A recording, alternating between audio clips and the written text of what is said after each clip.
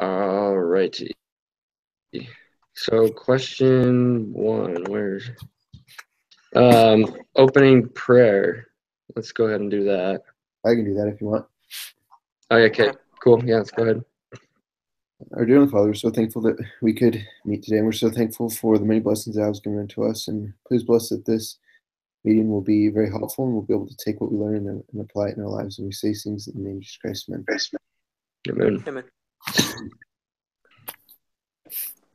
Amen.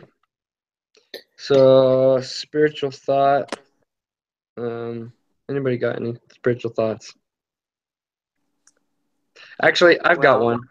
Oh. Go ahead. If you had some, Kevin, go ahead. No, I want to hear yours. So today, on my way to work, because I work part-time right now too, doing some sales. And on my way to work today, I had to drive half an hour to get to work. And I was listening to, I don't know if either one of you guys have heard of this little book, Think It, by, shoot, now I can't remember his name. Let me look it up real quick. James Allen. I didn't have to look it up. Sounds familiar. Yeah. As a Man Thinketh. You should seriously, like, there's PDF versions all over the place on the internet because you didn't copyright, but you guys should seriously check it out. It's basically just a little book that talks about how we create what we want in life based off our thoughts. Like, it all originates from our thoughts. And there's bunches and bunches of scriptures about that. And like, as I was listening to that again, to listen to it all the time, I have a little audio version of it, and it's just like so interesting to just really think like we're our own creators if we can just discipline ourselves well enough. And I think that really comes down to just starting off by doing those simple things that a lot of us learn in primary, to just do those little things. Yeah. Super interesting little book. I think you guys should read it. That one sounds familiar. I don't remember if I read it, but I'll look for it. I'll even send you guys, like, I have a little audio version of it, and it to you guys because it's really sweet. It came off of a CD, so at some point, like, it kind of like skips a little bit, but it is so good. Okay, thank you. No problem. Okay, so straight into number 3. Vote individually. Should David Vivero raise money now? Yes or no? I said no. I said yes. I said no. Yes, like we're tired. Yeah.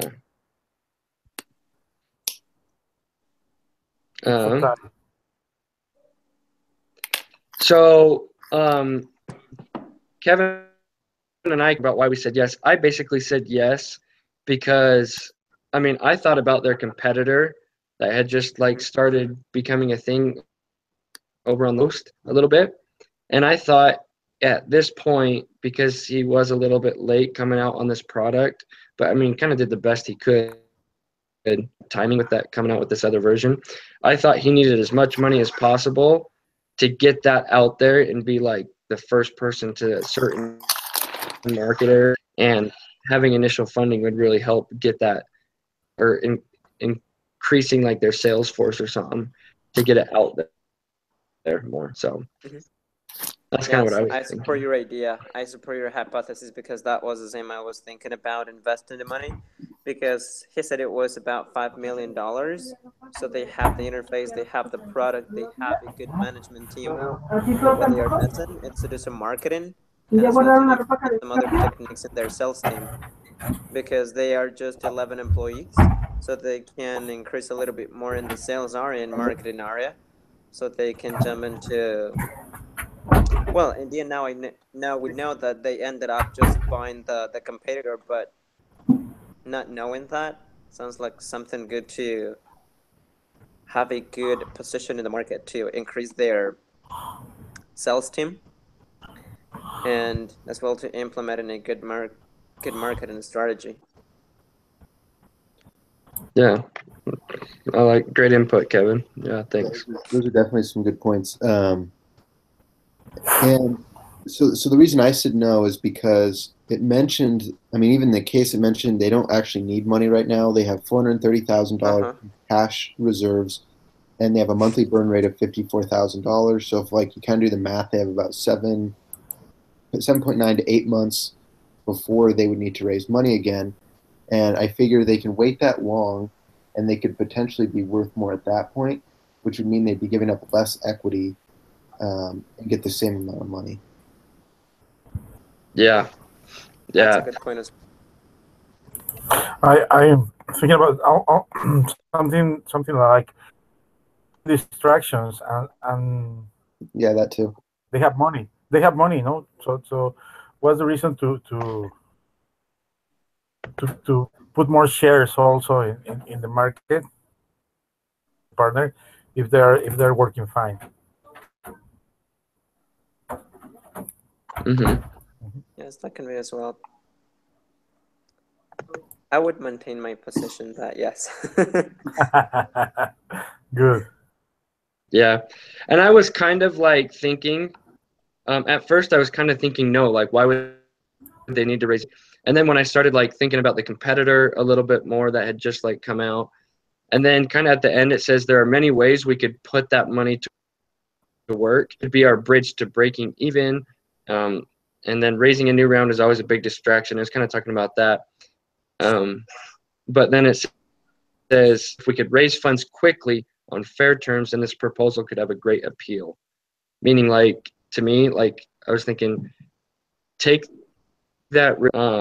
Don't be like you have a good product. You've got people using it. Up your clientele so that you have more influence on the rest of the market. So that's kind of what I was thinking. Get out there fast. It's a good point. Yeah.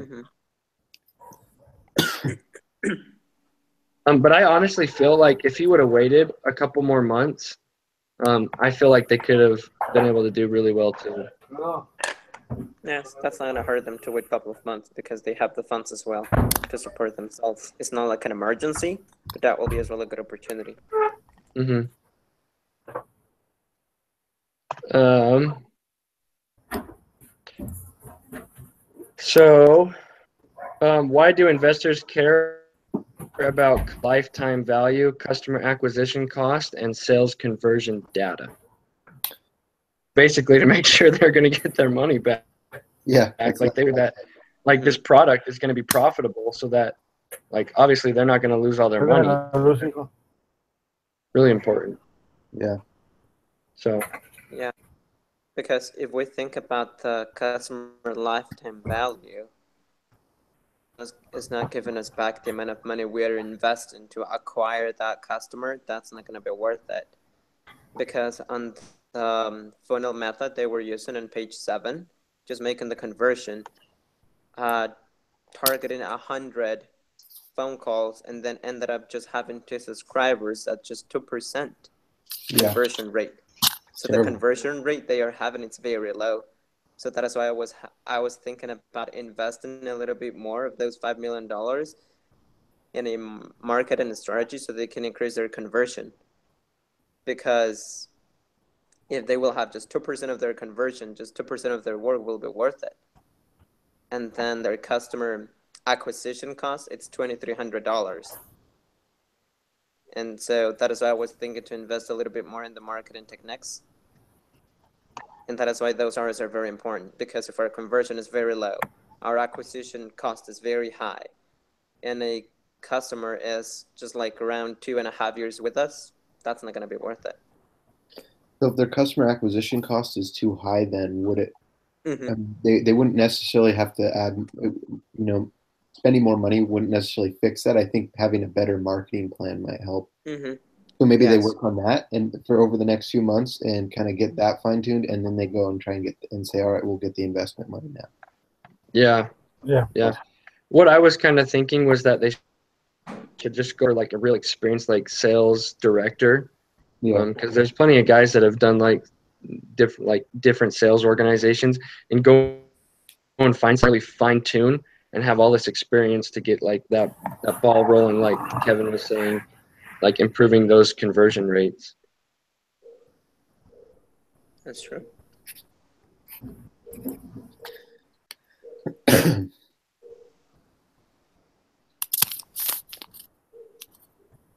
Do we move to number 4?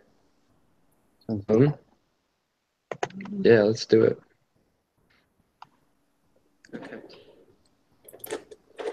So number 4, what is the CLV of a RentJuice customer? You report your decision in the post-discussion poll.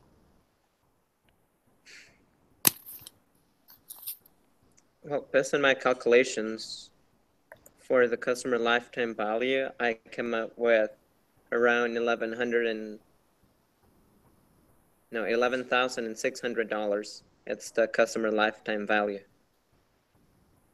Based on the numbers they are giving us, the annual churn, it's 38%. The monthly revenue per customer is $440. Gross margin 75%. And the customer acquisition cost, it's given at a case of $2,300. I just ended up with $11,600. So they are making 80% of the money they are making. 20%, it's the cost to acquire the customer, and then 80% is the revenue. But that 80% in revenue, also they need to pay the system, they need to pay their employees, they need to do all those management things. So that's what I came up with. Okay, gotcha. And I had to go ahead and look up like a formula for this, kind of. Because I mean, I kind of like had an idea of how to do it, but I like gave myself some other information, and basically what it was saying is take like the yearly profit just by the customer retention rate, annual churn rate, I think that is, or no, yeah, and then it was saying, so take the customer retention rate divided by 1 plus discount, or in this case the percentage, and then minus the customer retention rate times the yearly profit margin customer, or something like that. And that comes out, now I got to do it again. I didn't. The way I just did it, it says that the churn rate, it's 1 minus the retention rate. So we have a churn rate of 38%, so the retention rate is 62%. And then the average lifetime of a customer, it's 1 divided by the churn rate. So that's given us 2.63 years. It's the average lifetime. So then the customer lifetime value is, I have my formula here. It's the time in years times the annual profit minus the acquisition cost. Got it. And you came out with it to be what, Kevin? $11,586.40. Because I just multiply the time, which is 2.63 years, times the annual profit, since they are giving us $440 monthly. That's $5,280. Then minus the acquisition cost, which is $2,300. I just ended up with that amount. Gotcha. And that is well above there. I mean, 80%, it's not that bad. But remember that that's revenue sales, so they still need to take off all of their liabilities and all of that. So in reality, it's not that amount of profit. That is just the revenue they're making. So that is why I would say they need to lower as well the customer acquisition cost, because it's 20%. So that's kind of high for me.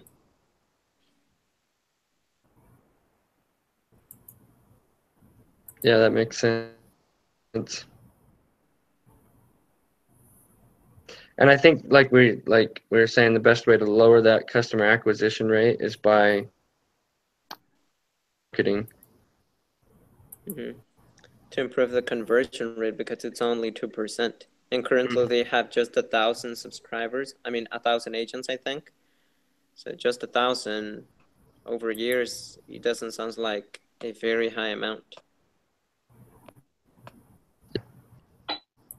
So would you be able to, could you repeat the equation again on how you did it? You said 2.6. Yeah, it's because first of all, to get the average lifetime, what I did was just to first of all came up with a retention rate. Yeah. So the churn rate, it's equal to 1 minus the retention rate. So if we sold by the retention rate, we came up with 68% to make a total of 100% between churn rate and retention rate. All right. Then the average lifetime in years, it's 1 divided by the churn rate, which is 1 divided by 0.38. So it's 2.63. And then the way I calculate the customer lifetime value was just to get the time in years, 2.63 times the annual profit, which is $5,280, and then just to subtract the acquisition cost, which is $2,300. Okay. Okay. I don't know if that's right completely, but that's what I. So time in years times the. What did you do? Profit Time in minus acquisition cost. Got it. Mm-hmm.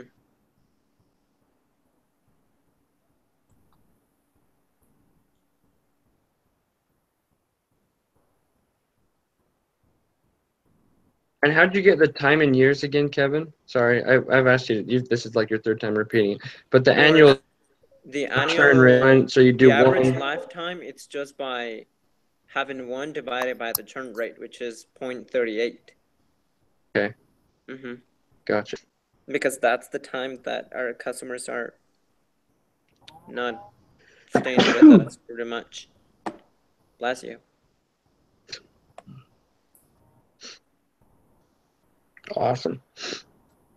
Where you get that formula? Well, it's because I worked in retention. It's Okay. like 2 years. So I needed to make up my numbers. Awesome. Okay. So number 5. Mm-hmm. How well is the sale funnel at RentJuice working? What can you think of to improve it? How can you reduce customer acquisition cost? So, I mean, kind of like what Kevin was saying earlier, and out of the 100 people that they contacted, only 2 subscribed to RentJuice. And so by the time they get to the demonstration, they only have 9 people who are watching it. So what they need to do is figure out how they can change it so that more than 9 people are watching it out of 100. And I think that might help a little bit. That was my take on it. Mm-hmm. Because we are taking 2 out of 9. If we make a calculation based on roughly 10, we're getting 20% of people who's actually watching the demo and all of that. So if we were able to make the 100, the ones that we are making phone calls to be able to see the demo, it means that we will be able to get 20 subscribers. So that will be a lot better.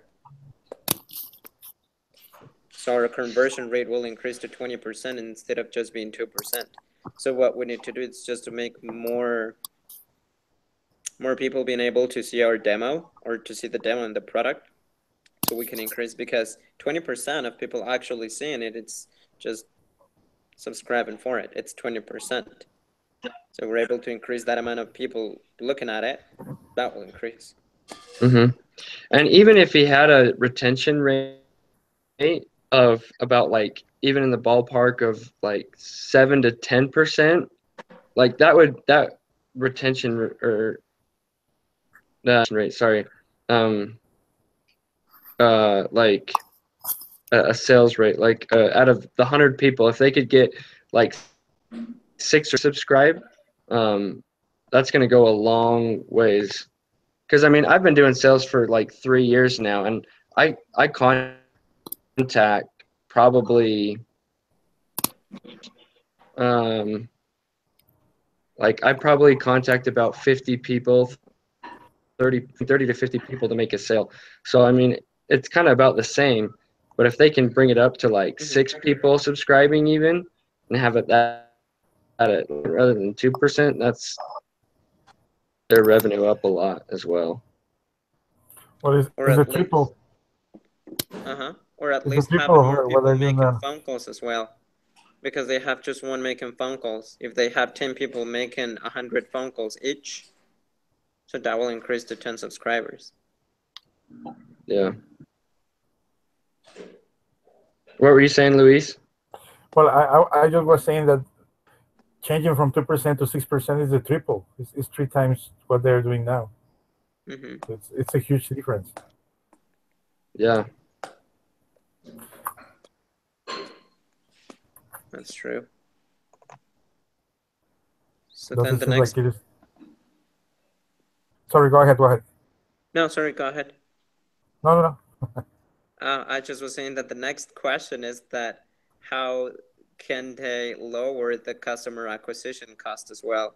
Because if they hire more people to make phone calls, or if they make some other things, also that will increase the customer acquisition cost. So that's not a good idea to lower it. So they need to look for something else to lower actually that cost.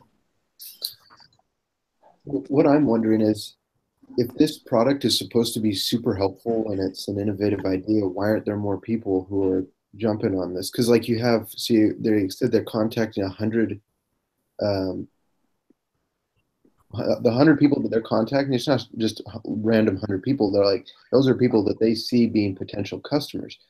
So if those 100 people, if 2 out of those 100 people only see it as a good idea, then either what they're doing when they're calling the person is wrong. They're not giving the good enough information, and then maybe even their demo video isn't very good. So I think that's something that needs to change if their idea is really that good. If that makes sense. Yeah. That's true. Because I mean, 9 people are seeing their demo video, and of those 92 are subscribing. I think that is a number that they need to increase most of all, is because, like you were saying, if this really is a good product to be helping them, more people once they see a demo video would be a little bit more into it. I think. Yeah. Yes, I think as you were saying, even the approach needs to change. Yeah, the hardest part is I feel like talking to the person in charge that call. Because I mean, just today when I went down to Idaho Falls to do some sales today, I mean, I went into 3 new businesses today that I can think of off the top of my head, that I go in there and I'm like, hey, this is what I'm doing. Can I save you guys some money? And they just tell me, oh no, the owner isn't here to come back another time. You know? So I think that's the hardest part, is finding the person in charge. And that's why, like, out of those 100, they're only getting 40 people that are taking the call, and then 21 decision makers. So I think that's the hardest part. If they can improve that number, technique to get to speak with the decision maker, then it's also going to increase a lot too. Yeah, because that's an obstacle too, because sometimes the people that has not they made the decision that the product is not good because they think it's not, and you never reach to the people that is really deciding if they can use the product. So they need to find a better way to do that, to get to the people that decide. That's correct. That's true. And if we think it this way,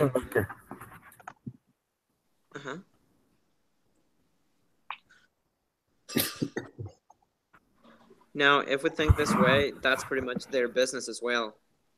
Their business is to do research to place people in a place. I think they need to implement something what they are doing in their product, in their management. Because if they are having a lot of listing, a lot of things to do, they're improving the interface, they're improving the program and the product. Pretty much what they are doing, it's just researching, giving references and all of that. They can do the same for their own management. I agree.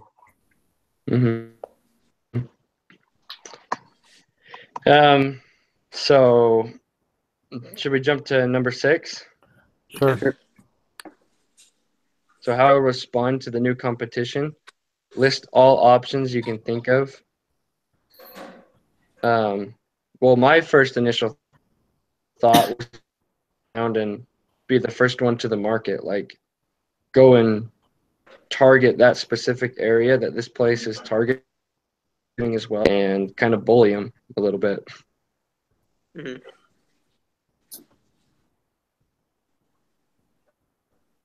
Kind of like what you said, like, market it more in that area. I also mentioned, so it sounded like their competitor mainly targets landlords, whereas RentJuice goes after brokers. Is that right? Yeah, I think so. Right. So I think they should keep going after the brokers, and then once they've gotten like all they can from the Boston area, then they can start going in and going for the landlords and like trying to tell these landlords why their product is better than the competitors. Mm-hmm. That's true.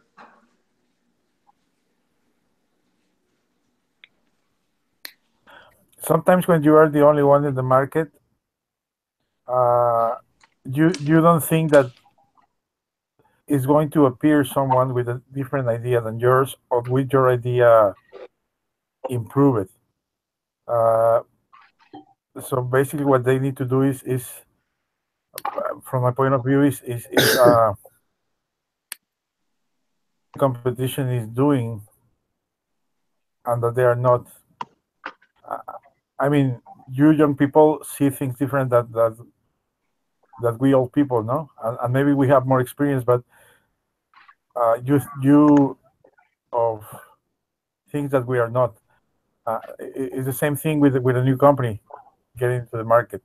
They see an opportunity when you are not seeing it because you are already there. So they need to do what they need to learn what they are doing to complete their options. No? I think that's what they are doing by creating the new application. But basically, that's what you need to do if you want to respond to new competition. Yes, that's a good point. Thank you. I'm trying to think of like some more like random options that they could do. I mean, another thing they could do is kind of like Luis was saying, come out with this new product and basically just try and prove that it's because they haven't really targeted landlords at all. But now that landlords are being targeted, I think they just need to just show it's just as good as the other product. Mm-hmm. They need to give the customer a reason to stay with them. Yeah. Yep. And then I guess like another option that I kind of like researched afterwards was that they could just buy them out. Yeah. They could just buy them, which is what they did. So. Well, maybe they could take that 5 million and buy them out with that. Use part of that to buy them out. Yeah. So what happened was on January 31st, 2011, they said it ends, like the case ends December 2010. But by January 31st, they closed a $6.3 million funding round. And then by March 3rd, they had purchased Cahoots, which is the name of their competitor. Wow. And I actually don't know how much they purchased them for. Now I want to look it up, but yeah, kind of interesting tactic they did there. He's smart.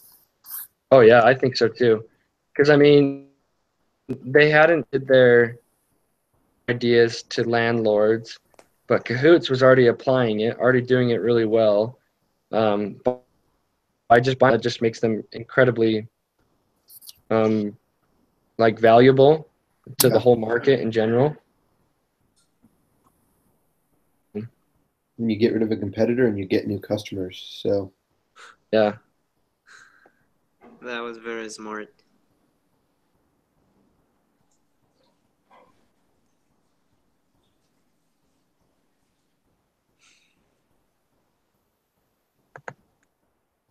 See if it has a cost anywhere. I'm trying to look it up.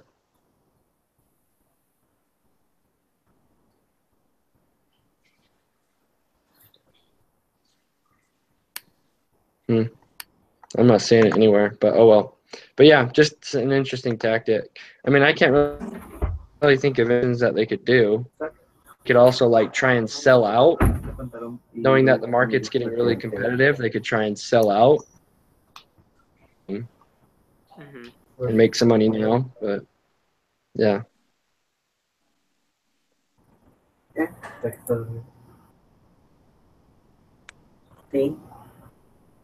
so does that kind of? I think that kind of answers all the questions, right?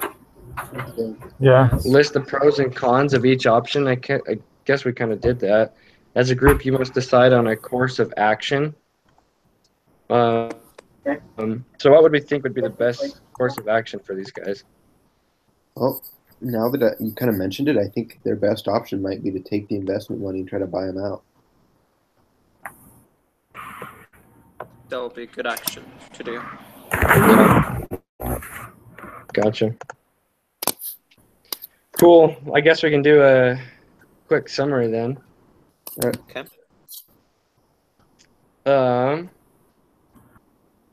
So the first question was, should David Vivero raise money now? And I was thinking yes. We were kind of split on that, but I don't know where we're at now on that. Well, after the meeting, I will say that you convinced me to accept the Yeah. money. Yeah. and buy a competitor. Yep. Mm-hmm. That So would be a good action to invest in. right now we're saying for number 3, we think yes, they should take the money, especially because they got it quite a bit of money too. Mm-hmm. And then number 4, what is the CLV of a RentJuice customer? So Kevin, you kind of had a good number for that, which That was one was around $11,000. $11,600, which was an 80% add in revenue, taken off 20% of the customer acquisition cost, but not talking about profits, just revenue amount. Yeah. Awesome. And then number 5, how well is the sale funnel at RentJuice? What can you think of to improve it? How can you reduce it or reduce customer acquisition cost? We basically talked about improving their marketing tactics and maybe like their sales team even. The conversion rate has to improve because it's only 2%. Yeah. I think they need to come up with a better way to demonstrate their product. Uh-huh. Yes. I think that is a help big lot too. to change the approach they're having currently.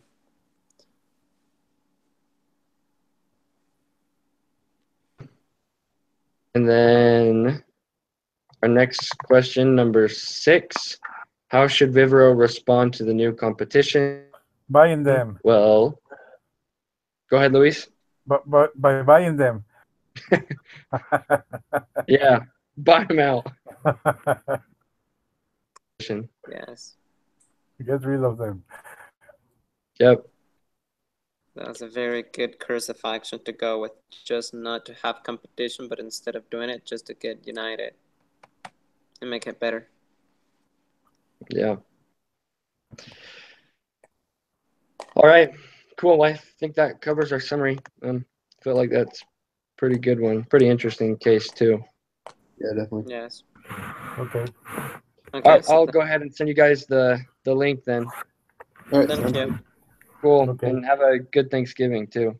You too. You too. I am not Okay. because Talk to you guys. Yep.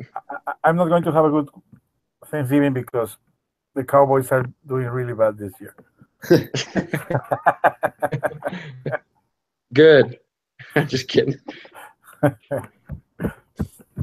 All right. So see you then next week. All right, sounds good. Yeah, next Tuesday. Have a good time, guys. Mm-hmm. Yep. See you later.